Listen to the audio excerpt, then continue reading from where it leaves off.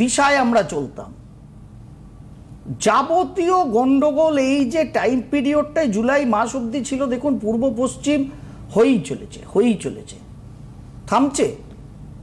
বাংলাদেশে পড়লো কোথায় গিয়ে হুড়মুড়িয়ে প্লেন? স্কুলে। কোন দিক? পূর্ব।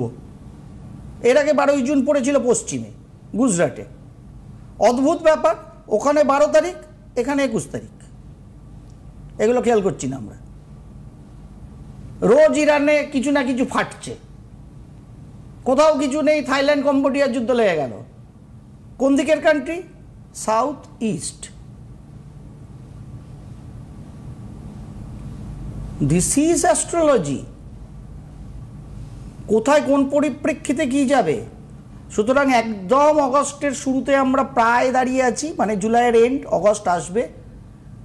যথেষ্ট সাবধানতা আপনাকে আমাকে অবলম্বন করতেই হবে। আমি বলেইছি যে বিশ্বকর্মা পুজো অবধি খুব সাবধান, কারণ মঙ্গলদেব 29 তারিখ সরবেন, কন্যা রাশিতে যাবেন, গিয়ে থোরবড়ি খাড়ায় আছেন, এরপরে খাড়াবড়ি থরে যাবেন।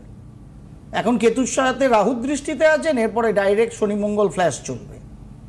সে চলতেই পারে, কিন্তু এমন একটা পরিস্থিতিতে চলবে এই ফ্ল্যাশটা।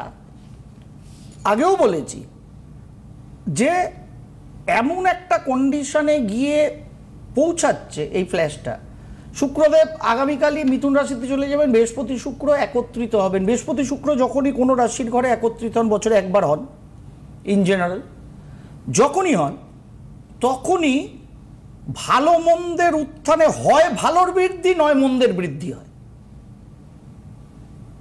তখন একটা মন্থন হয় বৃহস্পতি শুক্রদেব একত্রিত হলে, যেটা মিথুন রাশির ঘরে এয়ারি সেক্টরেই হচ্ছে। রাহু দৃষ্টির মধ্যে থাকবেন দুজনেই। মঙ্গলের সাথে স্কোয়ার অ্যাসপেক্টে বৃহস্পতি শুক্র থাকবে।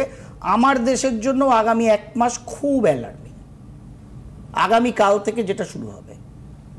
তার কারণ স্বাধীন ভারতের অষ্টবর্গ চার্টে মিথুন রাশির গৃহগত শুক্রদেবের পয়েন্ট খুব খারাপ। যেহেতু বৃষলগ্ন কর্কট রাশির চার্ট স্বাধীন ভারতবর্ষে, যে দেশ স্বাধীন হয়েছিল, যদিও সেটা ডোমেন স্বায়ত্তশাসন, 15ই আগস্ট রাত 12টায় 1947-এ, তার লগ্নাধিপতি শুক্র, যে সেকেন্ড হাউসে মারক ঘরে আসবে এবং ওখানে অষ্টবর্গের ফল খুব খারাপ। সুতরাং আগামী 1 মাস ভারতবর্ষের পক্ষে খুব চাপের। সেই চাপটাই চতুর্দিকে হয়তো সংসদ থেকে শুরু করে সব দিকে উঠছে, দেশের সরকারের জন্য বা দেশের মধ্যে অভ্যন্তরস্থ ঝামেলা ঝঞ্ঝাটের জন্য। এটাই প্রতিফলিত হচ্ছে।